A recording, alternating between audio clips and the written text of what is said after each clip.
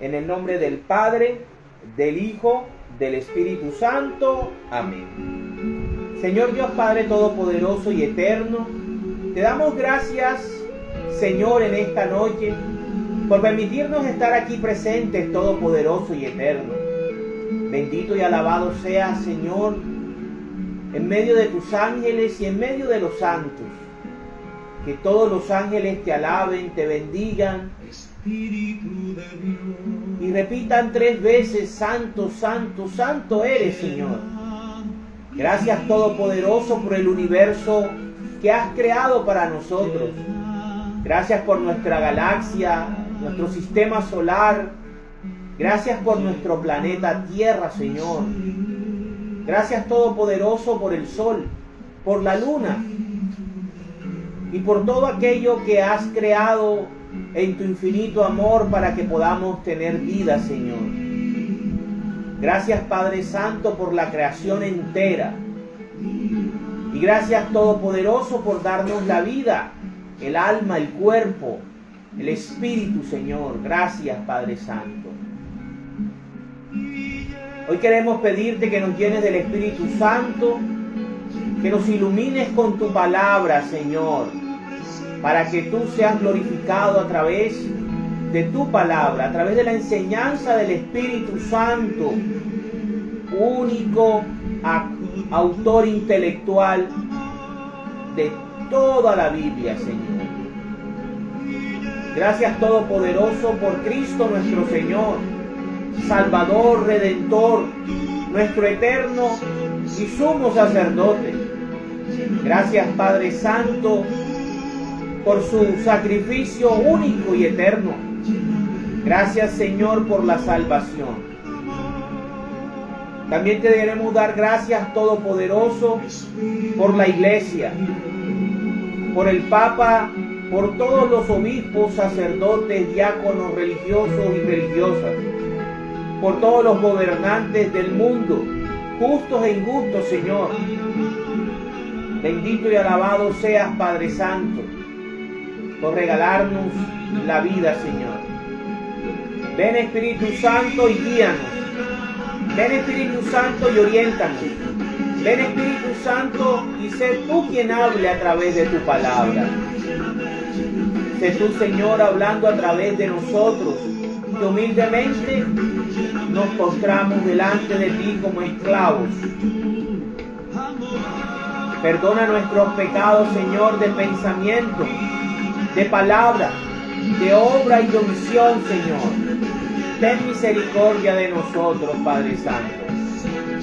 Y llénanos de tu gracia para que cada día, con tu gracia y con la Eucaristía, podamos ir venciendo el pecado en nuestras vidas, Señor. Bendito y alabado sea. Que la Santísima Virgen María nos cubra con su manto sagrado e interceda en esta noche por nosotros. Santos arcángeles Miguel, Rafael y Gabriel estén con nosotros, nos protejan del maligno y nos cubran con sus alas. Amén. En el nombre del Padre, del Hijo, del Espíritu Santo. Amén. Capítulo número 4 de Josué.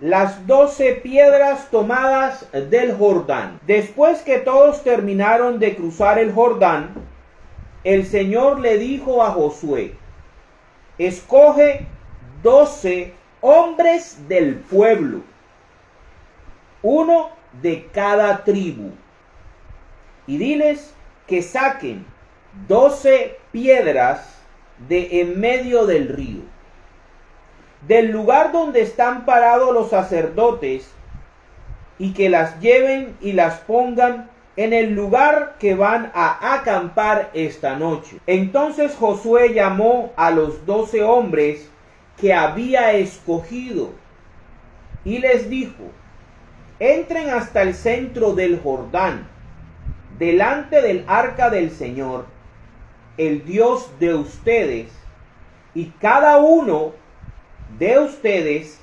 échese allí una piedra al hombro, una piedra por cada tribu de Israel, para que sean 12 en total. Ellas les servirán como prueba para que en el futuro, cuando sus hijos les pregunten qué significan estas piedras, ustedes les contesten: cuando el arca de la alianza del Señor pasó el Jordán, el agua del río se dividió en 2 partes delante del arca. Estas piedras sirven para que los israelitas recuerden siempre lo que pasó aquí. Ellos hicieron lo que Josué les mandó. Tomaron 12 piedras del Jordán, una por cada tribu de Israel, y las llevaron hasta el campamento y allí las colocaron, tal como el Señor le había dicho a Josué. Además, Josué colocó otras 12 piedras en el lugar del río, donde separaron los sacerdotes que llevaban el arca de la alianza. Esas piedras están allí todavía. Los sacerdotes que llevaban el arca de la alianza se quedaron en medio del Jordán mientras los israelitas hacían todas las cosas que el Señor les había ordenado por medio de Josué. Todo se hizo según Moisés lo había mandado a Josué. La gente pasó deprisa, y luego que todos estuvieron al otro lado, pasaron los sacerdotes con el arca del Señor y se pusieron a la cabeza del pueblo, de todo el pueblo. También pasaron el río los guerreros de las tribus de Rubén y de Gad y los de la media tribu de Manasés. Pasaron armados e iban delante de los otros israelitas, según Moisés les había mandado. Cerca de 40,000 hombres armados y listos para la guerra desfilaron ante el Señor y fueron hacia los llanos de Jericó. Aquel día el Señor hizo que todo Israel admirara y respetara a Josué, como lo había hecho con Moisés durante toda su vida. Entonces el Señor le dijo a Josué: ordena a los sacerdotes que llevan el arca de la alianza que salgan del Jordán. Josué les ordenó que salieran, y tan pronto como los sacerdotes salieron del Jordán y pusieron los pies en un lugar seco, el agua del río volvió a su lugar y corrió desbordada como antes. Los israelitas salieron del Jordán el día 10 del mes primero y acamparon en Gilgal, al este de Jericó. Allí Josué colocó las 12 piedras que trajeron del Jordán y dijo a los israelitas: en el futuro, cuando sus hijos les pregunten qué significan estas piedras, cuéntenles cómo Israel pasó el río Jordán en seco y cómo el Señor su Dios secó el agua del Jordán mientras ustedes pasaban, tal como antes había secado el mar Rojo mientras pasábamos nosotros. Así, todos los pueblos del mundo sabrán lo poderoso que es el Señor, y ustedes honrarán siempre al Señor su Dios.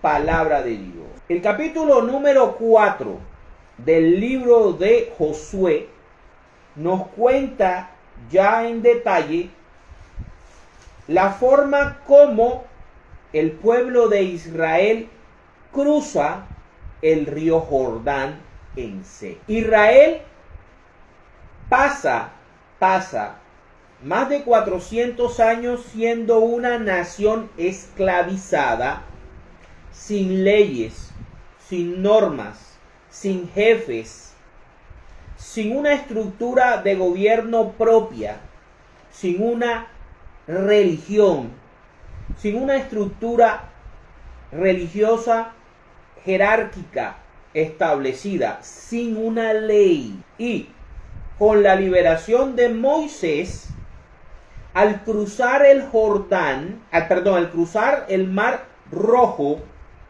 pasan de ser una nación esclavizada a una nación libre, pero desordenada, pero en pañales, con muchas falencias. Y se enfrentan durante 40 años al desierto, porque de esa generación, por falta de fe, no quisieron entrar a la tierra prometida. Y Dios, en su furor, juró que solamente Josué y el otro espía eran los únicos de esa generación que iban a cruzar hacia la tierra prometida. Josué y ahora no me acuerdo el otro, el judío, el de la tribu de Judá. Y durante esos 40 años, o un poquito más, durante la administración de Moisés, el Señor forja a Israel. El Señor les da una identidad de nación. ¿Partiendo de qué? De que es el pueblo elegido de Dios de todas las naciones. Le da una alianza en la que le establece unas leyes, mandamientos, normas de comportamiento, de ética, de valores. Le da una religión, ¿sí? Le establece una religión, le establece una jerarquía sacerdotal, les da una liturgia, un culto, un lugar de adoración para adorarlo a Él. Les establece una identidad. Son una nación libre. Les permite desarrollarse a lo largo de este proceso. Les permite a lo largo de su camino, de su travesía hacia Canaán, enfrentar muchos enemigos, y Dios los ayuda a vencerlos, venciendo a los amorreos, ¿verdad? A Og y a Sihón. Y ya teniendo, antes de poder cruzar el Jordán, ya teniendo un territorio propio, que son los territorios que van a ocupar la tribu de Rubén, la tribu de Gad y la media tribu de Manasés, que se comprometieron ante Moisés a que ellos no iban a estar tranquilos y no iban a poseer totalmente la tierra hasta que no ayudaran a conquistar la tierra prometida junto con sus otros hermanos, ¿sí? Entonces Israel ahora, cuando pasa el Mar Rojo, deja de ser una nación esclavizada a ser una nación libre, pero una nación en nacimiento y en crecimiento. Cuando ellos van a cruzar el Jordán, van a pasar de ser una nación sin territorio propio a ocupar el territorio que Dios les había prometido a Abraham, a Isaac y a Jacob 500 años antes. 500 años antes. La alianza del monte Sinaí tiene dos grandes promesas para el pueblo de Israel. La primera es la tierra de Canaán, la posesión territorial de Canaán. Y la segunda gran promesa de la alianza del monte Sinaí, del judaísmo, de esa alianza con Moisés, es el Mesías. el Mesías redentor, el Mesías libertador. Son dos promesas que tiene Israel grandes: poseer la tierra prometida y poder tener al Mesías redentor. Lo que pasa es que ellos se centran tanto en sí mismos que ellos nunca logran entender que la tierra prometida que Dios realmente le da a Abraham y a Isaac y a Jacob es el cielo. Y que Jesús no es el Mesías libertador de los romanos, ni el que los iba a llevar a dominar el mundo y las demás naciones, sino que es el libertador del pecado, de la muerte, y que era ese Josué que los iba a llevar a donde no debimos salir nunca, del Edén, del paraíso, de esa embajada del cielo que Dios había hecho aquí en la tierra y donde vivían nuestros primeros padres, Adán y Eva, y que por culpa de Satanás, por culpa de la serpiente antigua, del diablo, lo perdimos. Perdimos la comunión perfecta con Dios, perdimos la vida eterna y perdimos muchísimos privilegios y quedamos sometidos a una esclavitud del pecado, de la muerte y de Satanás, que son nuestros tres grandes enemigos: Satanás, el pecado y la muerte. Y vemos aquí que el capítulo número 4 está conmemorando ese paso de Israel a empezar a cumplir la primera promesa, que es la posesión de la tierra de Canaán.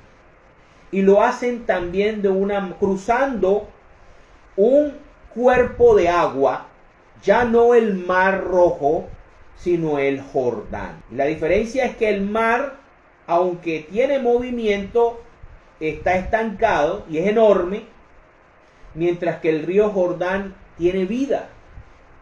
Tiene vida. ¿Sí? Tiene una corriente. Entonces podemos ver aquí cómo el Señor quiere, a través de 12 piedras, que piedra por cada hombre. Entonces tenemos aquí que el capítulo número 4 nos va a mostrar un principio espiritual establecido en todas las Santas Escrituras, que lo vamos a ver. Y ahí vamos a entender muchas cosas de nuestra doctrina católica, de nuestra Iglesia católica. El capítulo número 4 establece que por cada tribu de Israel se escoja un hombre, y que cada hombre llegue al lecho del río Jordán, o sea, al fondo del río Jordán, donde en ese momento están los sacerdotes sosteniendo el arca, y tomen cada hombre una piedra, o sea, piedra hombre, ¿sí? Hombre, tribu de Israel. Eso no lo podemos perder de vista, porque eso lo vamos a ver como una fórmula, como un principio. La piedra representa a un hombre y un hombre representa a una tribu de Israel. Entonces vemos cómo Josué, por orden de Dios, eso tampoco se nos puede olvidar, aquí el que da las órdenes es Dios. Aquí el que dice lo que hay que hacer es Dios. Quien transmite y quien ejecuta, lidera, es Josué. Ya Moisés pasó. Y este paso de cruzar el Jordán también representa para el pueblo de Israel el fin de una era. El fin de la era de Moisés y el inicio de la era de Josué. Así como el paso del Mar Rojo representaba el fin de la era del faraón y el inicio de la era de Moisés, y en las cuales Dios es el protagonista. Para cruzar el Mar Rojo, Dios utilizó el báculo de Moisés, ¿sí? Y el viento. Aquí, en el paso del Jordán, Dios utiliza de manera sobrenatural, dándonos a conocer y entender que Él es amo y señor de la naturaleza y solo Él la puede cambiar su comportamiento natural, hace que el cauce del río se detenga a cierta distancia. Ya no con el báculo de Moisés, porque en ese momento no existían sacerdotes. Al cruzar el Mar Rojo no existían sacerdotes, no había una estructura sacerdotal, no había una liturgia, no había una religión, no había una presencia real, como lo vimos en el capítulo anterior. Entonces Dios utiliza el báculo de Moisés y utiliza el viento para hacer que el mar se abra en dos y el pueblo pueda pasar y pueda cerrar la etapa de la esclavitud hacia la etapa de Moisés.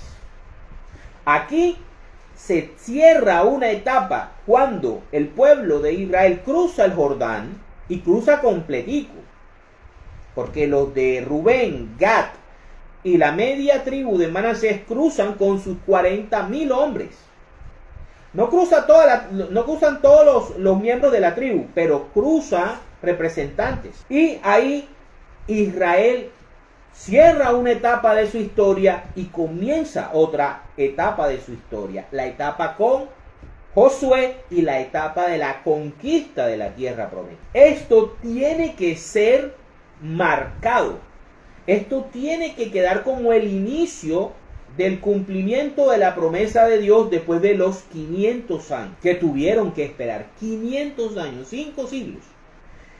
Y ahí es cuando el Señor manda a que se escojan 12 hombres, cada uno representa una tribu de Israel, a que vaya al lecho del Jordán y de ahí tome cada hombre una piedra. O sea, hay una representación hombre-piedra. ¿Y por qué son 12? Porque son 12 tribus. ¿Y de dónde salen las tribus? De los 12 hijos del patriarca Jacob, o como Dios le cambió el nombre, Israel. ¿Sí? Eso hay que tenerlo bien clarito. Ahí podemos ver también cómo en este acontecimiento que el río está detenido mientras el arca, la presencia visible del Dios invisible, está en medio del lecho, está contenida. Las fuerzas sobrenaturales están actuando. El pueblo cruza de manera rápida, así como cruzaron el Mar Rojo. Ya esta generación es una generación de fe. Y es una generación que va a tener un nuevo Moisés en la persona de Josué.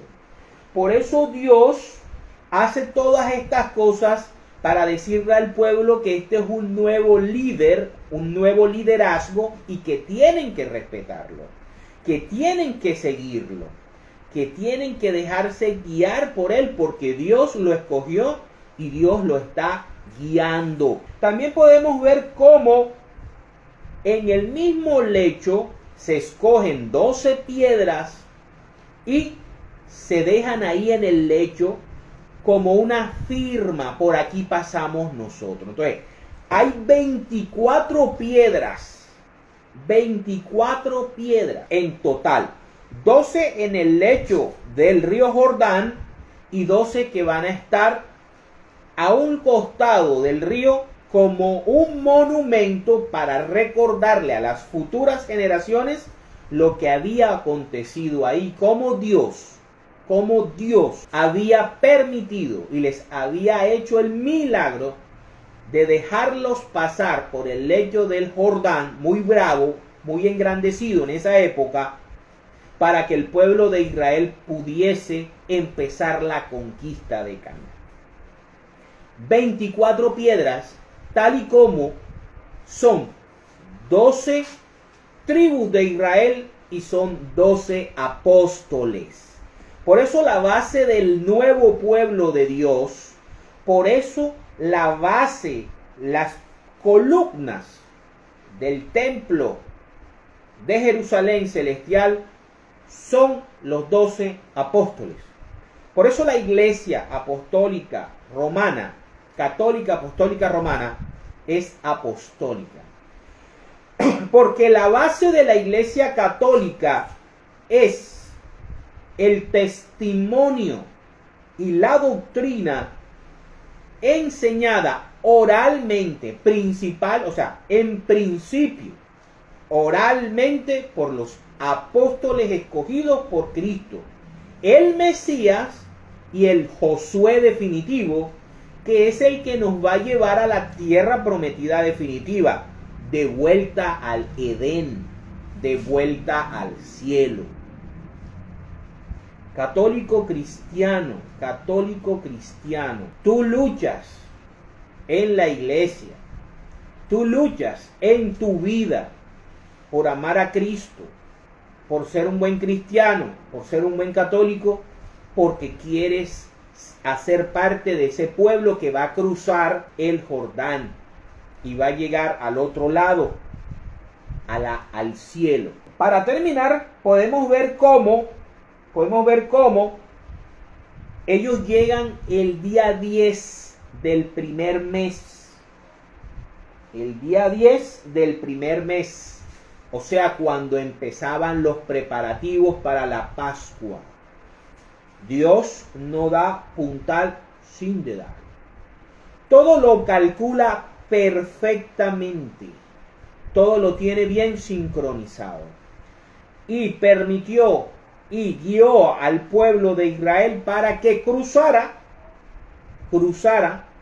el Jordán, empezando la Pascua, conmemorando el cruce de los israelitas por el Mar Rojo. Aquí podemos ver que ellos se acampan en un lugar donde hacen el monumento con las 12 piedras y allí lo llaman Gilgal.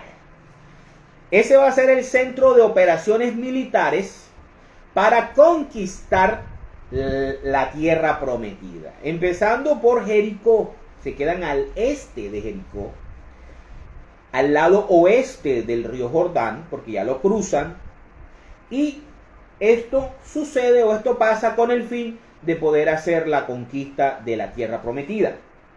Otro punto importante, vemos cómo el Señor le ordena que cuando ya todos han cruzado, los sacerdotes salgan del lecho del río. Y cuando ya están en tierra seca, el Señor permite que la naturaleza vuelva a su comportamiento normal, permitiendo que el cauce del río Jordán vuelva a su lecho normal, a fluir normalmente. Esto debe quedar establecido en el monumento que hacen con las 12 piedras, para que en un futuro los hijos de los israelitas, cuando vean el monumento, sus padres puedan hablarles acerca de las maravillas que Dios hizo por ellos como nación. Y eso nunca se olviden. Recuerda, hagan esto en conmemoración mía. Hagan esto en memoria de mí. ¿Recuerdan?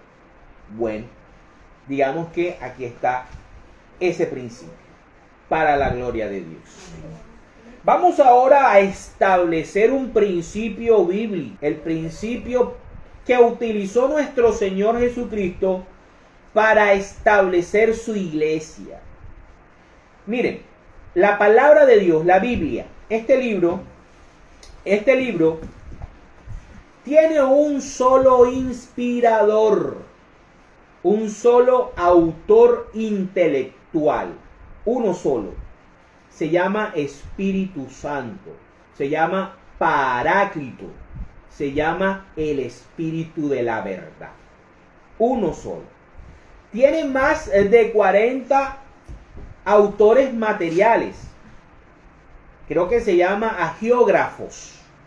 Entre patriarcas, profetas, reyes, salmistas, apóstoles y discípulos de apóstoles. He escrito en 3 idiomas distintos: hebreo, arameo y griego.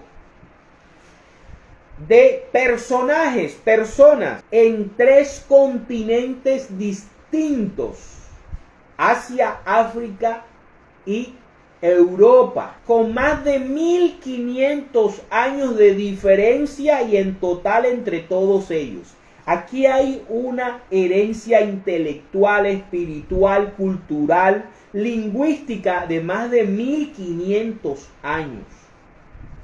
Es el libro que más copias de la antigüedad se tiene. Ni siquiera los conocimientos ni de Aristóteles, ni de Platón, ni de todos esos filósofos griegos que nosotros creemos que existieron, tienen tantas copias como la palabra de Dios.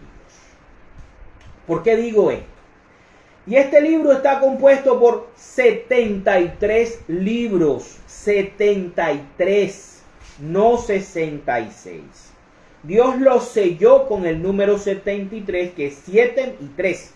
7 es la perfección de Dios y 3 es la plenitud de Dios. Ahí está la Santísima Trinidad. Y el Antiguo Testamento, las escrituras a las que se refería Cristo cuando hablaba, era el canon alejandrino.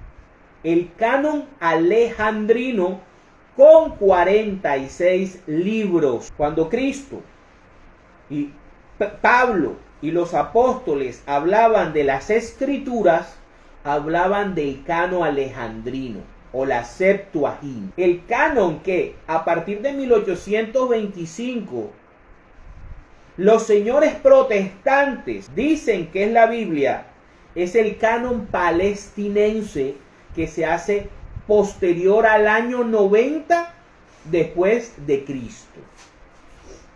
Y es porque los 7 libros que le quitan desvirtúan todas las barbaridades y todas las doctrinas diabólicas del señor Martín Lutero.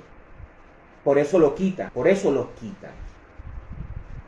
Entonces, ¿por qué hago todo esto? ¿Por qué hablo todo esto? Porque una doctrina dentro del catolicismo, tú la vas a encontrar en la Biblia no de manera literal, no explícito, sino va a ser un principio que vas a encontrar desde Génesis 1:1 hasta Apocalipsis 22:21. Y que no se va a contradecir. ¿Por qué? Porque el único autor intelectual de los 73 libros es el Espíritu Santo. De este libro usted no puede sacar 70,000 verdades. Y todas no pueden ser verdad. Porque la lógica nos dice que la verdad siempre va a ser una. Ahora sí, empecemos con el estudio. Después de esta aclaración, vamos a ver de dónde surgen las 12 tribus de Israel. Cómo en el Antiguo Testamento esas 12 tribus son representadas por medio de piedras. Piedra, hombre, hombre, tribu. Vamos primero a ver al origen de las 12 tribus de Israel. Vámonos a Génesis, capítulo 49, versículos del 1 al 28. Vamos rápido. Dice: Jacob llamó a sus hijos y les dijo: acérquense y les diré lo que les va a pasar en el futuro. Acérquense para oír, hijos de Jacob, escuchen a su padre Israel. O sea que las tribus surgen de cada uno de los 12 hijos de Jacob, de Israel. O sea que es el principio: piedra, hombre, tribu. Y la tribu procede de un hijo de Israel. Tú, Rubén, eres mi hijo mayor, mi fuerza y mi primer fruto, y el primer fruto de mi vigor, el primero en honor y poder. Pero ya no serás el primero, porque eres como un torrente incontenible, pues deshonraste mi cama al acostarte con mi concubina. Ese Rubén. Simeón y Leví, van 3. Son hermanos.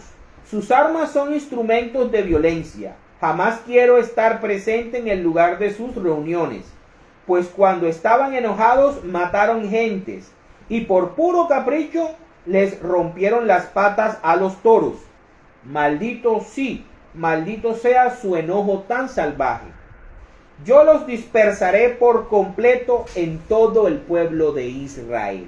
A Simeón lo partieron y lo metieron dentro de Judá. Y sabemos que los levitas nunca tuvieron un territorio propio y los dispersaron por todo Israel porque eran los sacerdotes. Judá, tus hermanos te alabarán. De ahí viene David. Tomarás por el cuello a tus enemigos y tus propios hermanos te harán reverencias. Tú, Judá, hijo mío, eres como un cachorro de león cuando deja de devorar a su víctima. Se agacha, se echa en el suelo como si fuera un león grande. ¿Y quién se atreverá a molestarlo? Nadie le quitará el poder a Judá, ni el cetro que tiene en las manos. ¿Por qué? Porque Cristo es judío, de la tribu de Judá. Dice, hasta que venga el dueño del cetro, a quien los pueblos obedecerán. Ese es Cristo. El que amarra su burrito a las viñas, el que lava toda su ropa con vino, con el jugo de las uvas, la sangre de Cristo. Y Jesús entró a Jerusalén en un burrito. Sus ojos son más oscuros que el vino, sus dientes más blancos que la leche. Zabulón, al quinto, vivirá a la orilla del mar, en donde habrá puertos para barcos. Sus fronteras llegarán hasta Sidón. Isaacar, va el sexto, es un animal de carga que descansa en sus establos. Cuando vio que el país era bueno y agradable para descansar, dobló su espalda para llevar carga y sin protestar se hizo esclavo. Dan, va el séptimo, gobernará su propia gente como una de las tribus de Israel. Dan es de donde empieza la idolatría y la rebelión contra la verdadera religión. Dan será igual a una víbora que está junto al camino, que muerde los talones del caballo y hace caer al jinete. Hizo caer a Israel en idolatría. Oh Señor, espero que me salves. Agad, el octavo, lo atacará un ejército, pero después él lo perseguirá. Aser, el noveno, tendrá abundancia de pan, dará comidas dignas a reyes. Decían que esta gente tenía la tierra más apta para la agricultura y para el pan y para todas esas cosas. Neftalí es como una gacela que anda libre y que tiene hermosas crías. Ese es el décimo. José es como una planta junto al agua que produce mucho fruto y sus ramas trepan por el muro. Los arqueros lo odian, le tiran flechas y siempre lo están molestando. Recuerden la historia de José. Pero José tiene brazos fuertes y mantiene firme su arco. Gracias al Dios Todopoderoso de Jacob. Gracias al nombre del pastor, el protector de Israel. Gracias al Dios de tu Padre que te ayudará. Al Dios Todopoderoso que te bendecirá con bendiciones del alto cielo, con las bendiciones del mar profundo, con bendiciones de los pechos y del vientre. Serán muchísimos. Tu Padre te bendijo más de lo que mis padres me bendijeron.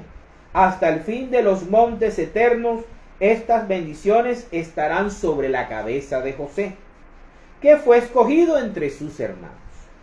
Ese es el 11º. Benjamín es un lobo feroz, que en la mañana se come a su víctima y en la tarde reparte las sobras. Estas son las 12 tribus de Israel, y esto es lo que su padre dijo a sus hijos al darle a cada uno su bendición. Palabra de Dios. Entonces, por cada hijo de Jacob, Israel, hay una tribu. ¿Vale? Hay una tribu. Son 12. Vamos ahora cómo Dios representa a cada tribu en el sacerdocio, en la liturgia hebrea, en la liturgia judía. Vámonos a Éxodo, Capítulo 39, versículos del 6 al 14. Principio, piedra, hombre, hombre, tribu. Dice: las piedras de cornalina se colocaron sobre monturas de oro, con los nombres de los hijos de Israel grabados en ellas como un sello. O sea, el sumo sacerdote tenía un pectoral que tenía 12 incrustaciones de oro con unas piedras de cornalina que representaban y que tenían escrito los nombres de cada uno de los hijos de Israel. Eso que acabamos de leer. Dice: luego Bezalel las puso sobre los tirantes del efod para recordar a los hijos de Israel, tal como el Señor se lo había ordenado a Moisés. Fíjense que es el mismo principio de Josué con las piedras del Jordán. El pectoral estaba hecho también con un fino bordado como el del efod, de oro, tela morada, tela de púrpura, tela roja y lino torcido. Era doble y cuadrado y de 22 centímetros por cada lado. Estaba cubierto con 4 hileras de piedras preciosas. La primera hilera tenía rubí, un crisólito y una esmeralda. La segunda un granate, un zafiro y un jade. La tercera un jacinto, una ágata y una amatista. Y la cuarta un topacio, una cornalina y un jaspe. Las piedras estaban montadas en monturas de oro y eran 12, por los 12 nombres de los hijos de Israel. Cada una de ellas tenía grabado en forma de sello el nombre de una de las 12 tribus. Palabra de Dios.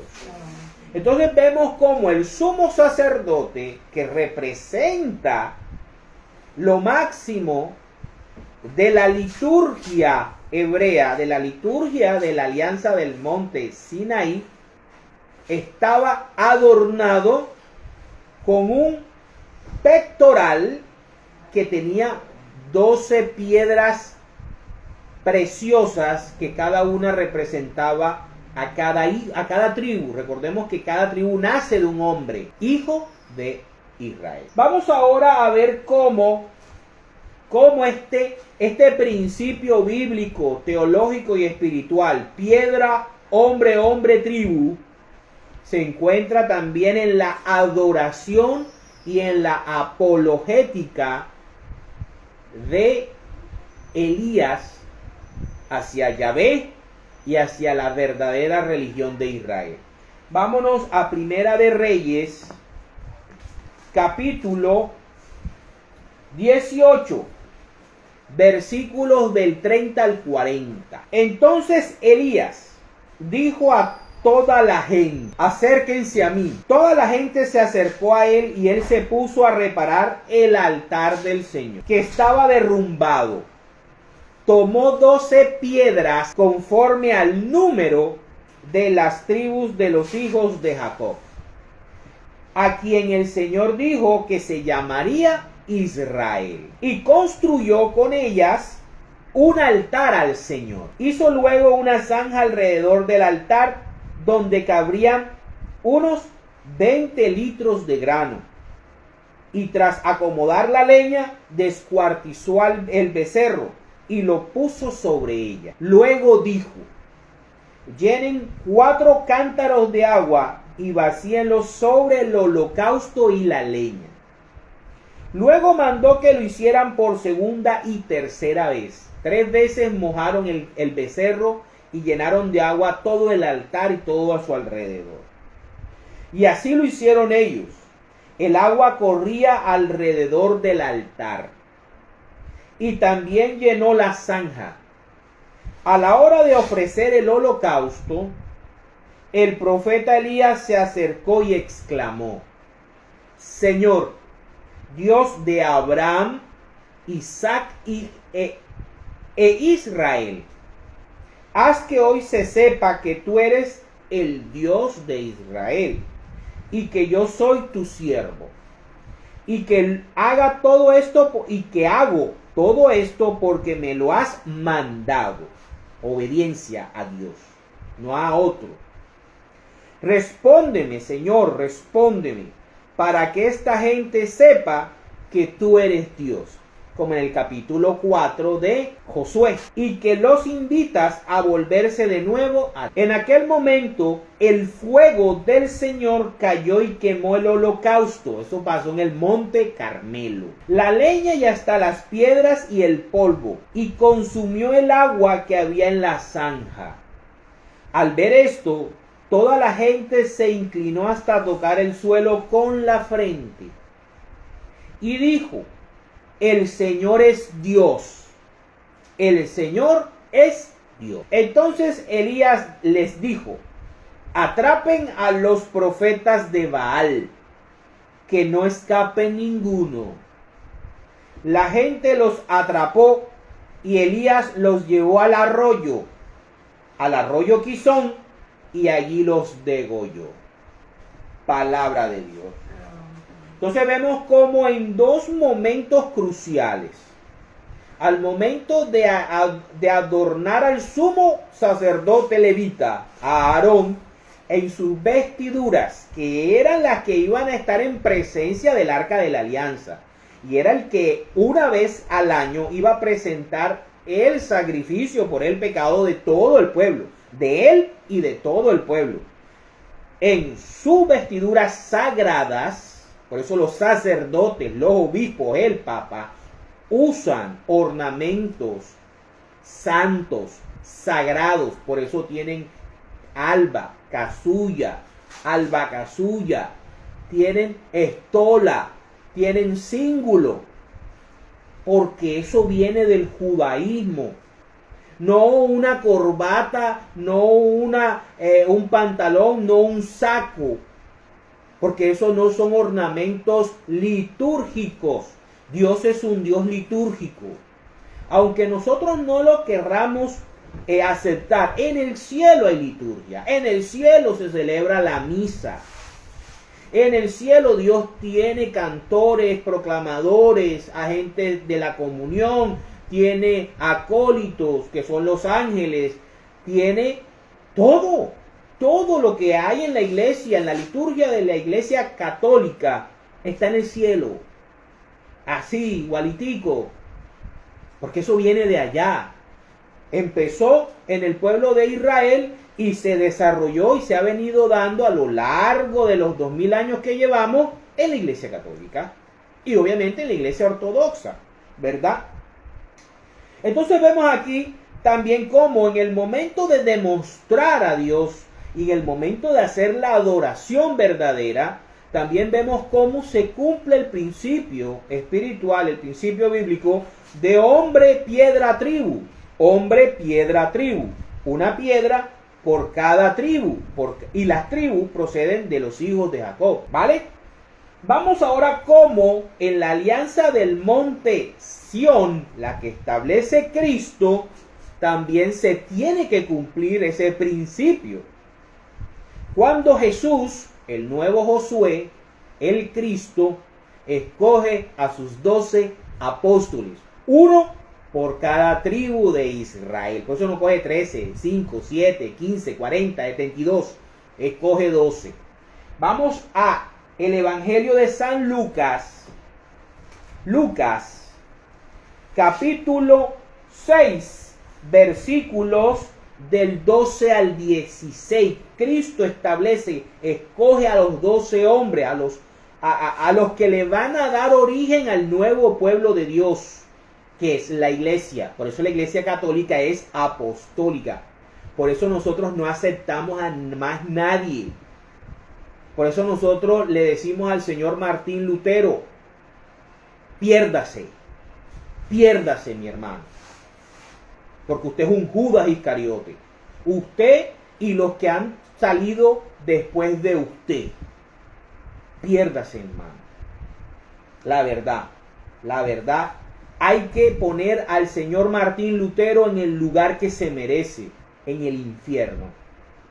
Porque él no reformó el cristianismo, él lo deformó. Él es el gran deformador del cristianismo, como Lucifer fue el gran deformador del cielo. Vámonos entonces, Lucas capítulo 6, versículos del 12 al 16. Dice: por aquellos días Jesús se fue a un cerro a orar, a hablar con el Padre, a decirle: ve, mira, ¿a quién escojo? ¿A quién escojo? Y pasó toda la noche orando a Dios. Cuando Cristo iba a tomar decisiones eternas, se apartaba para orar con el Padre, ponerse de acuerdo. Cuando se hizo de día, llamó a sus discípulos y escogió a 12 de ellos, a quienes llamó apóstoles. Ya no van a ser las 12 tribus de Israel quienes van a componer al pueblo de Dios, sino van a ser los bautizados por medio de los apóstoles. Estos fueron Simón, a quien puso también el nombre de Pedro, que significa piedra, piedra pequeña, piedra. Qué coincidencia, ¿verdad? Que al único que le cambia el nombre, le pone piedra. Le pone piedra. Andrés, hermano de Simón. Santiago, Juan, Felipe, Bartolomé, Mateo, Tomás, Santiago, hijo de Alfeo. Simón, el que llamaban el Celote. Judas, hijo de Santiago. Y Judas Iscariote, que fue quien traicionó a Jesús. Ahí no dice Martín Lutero, ahí no dice Juan Calvino, ahí no dice Wesley, ahí no dice Elena de White, ahí no dice José Smith, ahí no dice Carlos Parana, ahí no dice Piraquive, ahí no, nada, ahí no dice José Luis Miranda, ni Cristo Lisbé, como ahora una que acaba de salir, que ella es Cristo mujer. A todos ellos los mueve el dinero. Quítales el dinero y verás cómo se van para abajo. Estos son las 12 piedras, los 12 hombres. Vamos ahora a ver cómo en Hechos de los Apóstoles está la sucesión apostólica. La sucesión apostólica es bíblica. A un apóstol muerto, un apóstol escogido y reemplazado, que tiene el igual peso que el anterior. Vámonos a Hechos capítulo 1, versículos del 11 al 26. Ya Cristo había resucitado y había ascendido al cielo. Dice: elección de Matías. Desde el monte llamado de los Olivos, regresaron los apóstoles a Jerusalén. Un trecho corto, precisamente lo que la ley permitía caminar en sábado. Todavía el cristianismo no había empezado a florecer. Cuando llegaron a la ciudad, subieron al piso alto de la casa donde estaban alojados. Al piso alto de la casa eran Pedro, Juan, Santiago, Andrés, Felipe, Tomás, Bartolomé, Mateo, Santiago, hijo de Alfeo, Simón el Celote y Judas, el hijo de Santiago. Todos ellos se reunían siempre para orar con algunas mujeres, con María, la nombra por su nombre propio y la identifica, la madre de Jesús, y con sus hermanos. Entonces la gente dice: no, esos deben ser los hermanos de Jesús porque los parió María. Vamos a ver que hermanos no es hermanos biológicos nacidos de María, son los hermanos en fe. Dice: por aquellos días Pedro se dirigió a los hermanos reunidos. ¿Por qué Pedro? Porque Pedro es el líder. ¿Quién lo puso? Cristo. Ahorita lo vemos. Que eran como 120 personas, y les dijo: hermanos, o sea que María parió 121 personas. 120 hermanos más Jesús, según los protestantes. Y les dijo: hermanos, tenía que cumplirse lo que el Espíritu Santo por medio de David ya había dicho en las Escrituras acerca de Judas, el que sirvió de guía a los que arrestaron a Jesús. Pues Judas era uno de los nuestros. El señor Martín Lutero fue desafortunadamente ordenado sacerdote. No debió serlo, porque era un hombre que no tenía las condiciones psicológicas, emocionales para ser un cura. Pero la escasez en Europa después de la peste obligó a que en ese momento fuera escogido como sacerdote. Con solo 3 años de formación. Ese hombre que deformó el cristianismo. Dice, Judas era uno de los nuestros y tenía parte de nuestro trabajo. El señor Lutero era sacerdote católico, señoras y señores. Fue a Roma, conoció al Papa de su tiempo y no le importaba mejorar todas las cosas malas que había en la iglesia. Quería destruir la doctrina, porque para eso Satanás lo escogió, para destruir la doctrina verdadera. Dice, pero fue y compró un terreno con el dinero que le pagaron por su maldad. Luego cayó de cabeza y se reventó, y se le salieron todos los intestinos.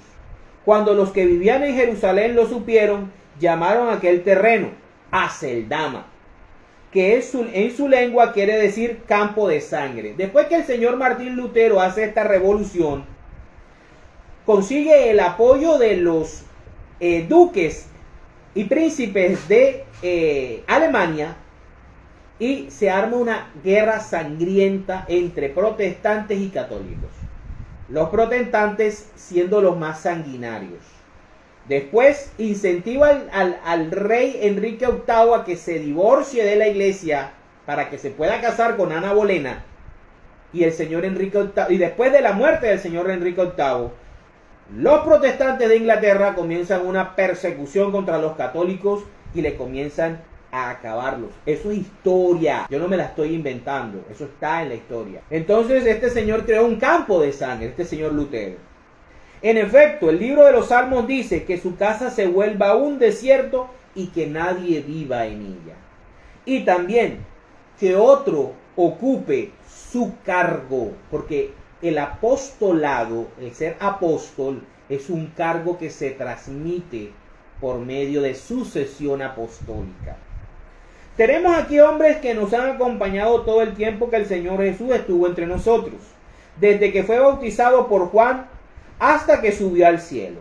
Es necesario, pues, que uno de ellos sea agregado a nosotros, para que junto con nosotros dé testimonio de que Jesús resucitó. ¿Sí? El principio de la sucesión apostólica. El principio del cónclave católico.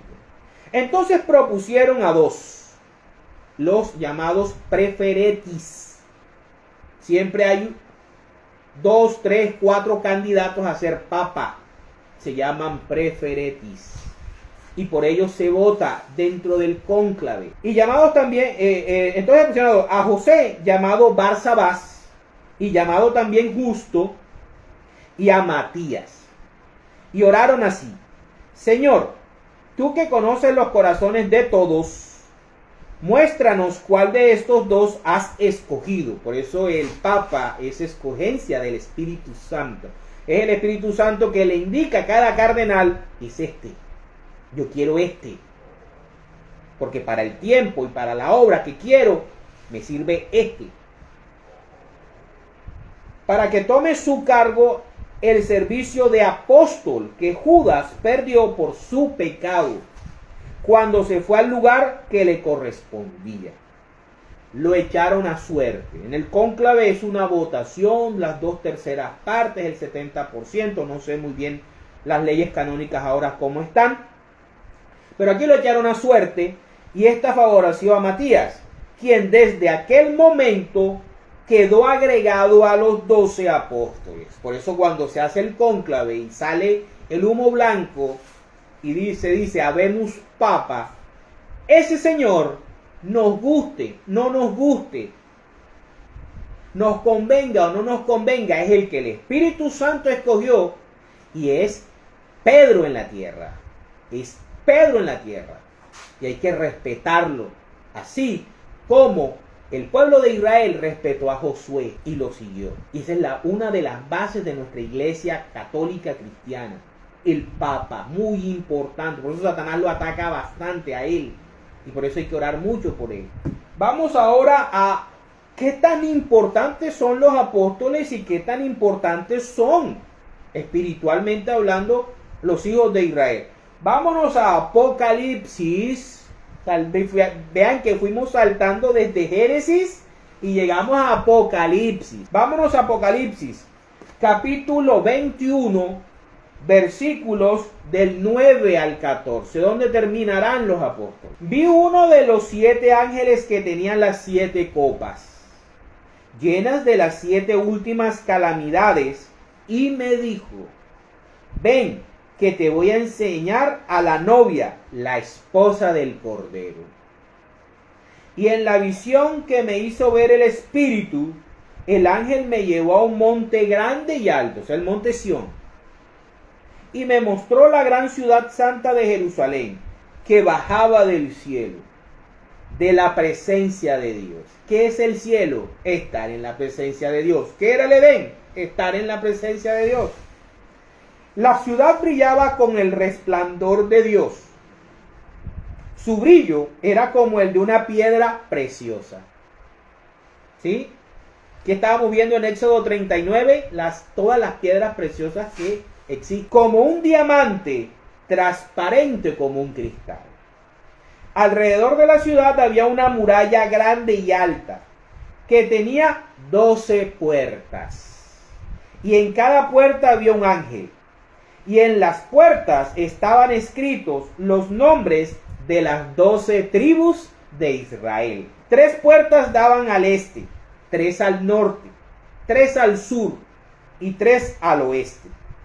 La muralla de la ciudad tenía 12 piedras por base. Por eso la iglesia es apostólica.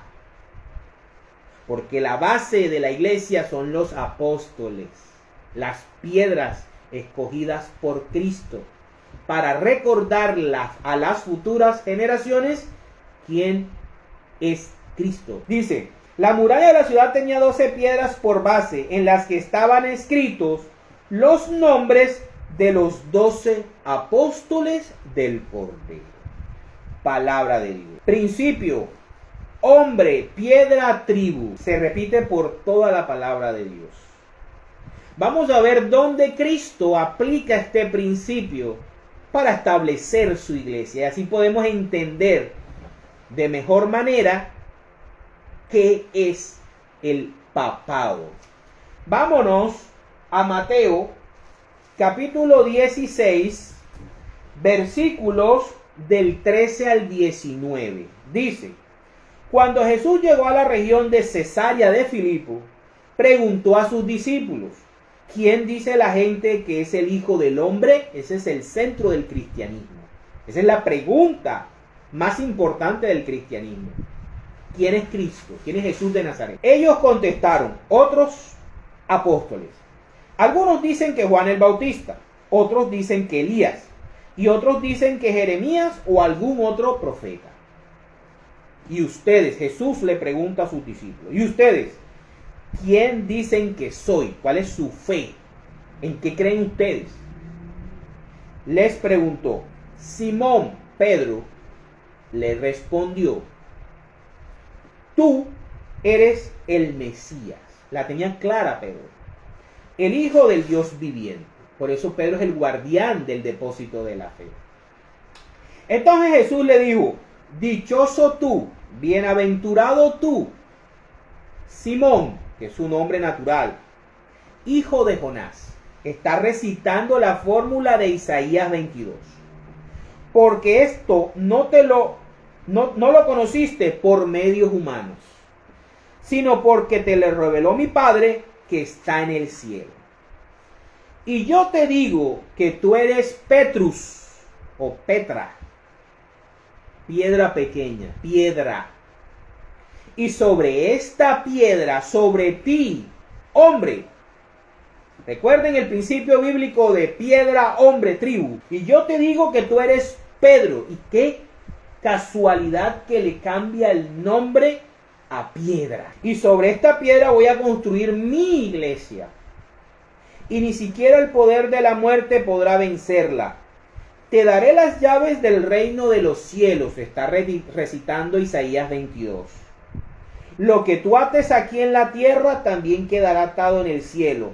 y lo que tú desates aquí en la tierra también quedará desatado en el cielo. Luego es, bueno, palabra del Señor. Entonces podemos ver cómo Jesús simplemente está utilizando el principio bíblico de hombre, piedra, tribu. Pedro reemplaza, es uno de los que reemplaza a los 12 hijos de Israel, al nuevo pueblo que es la iglesia. Cada discípulo representa a un hijo de Jacob, de Israel, que representa a una tribu de Israel.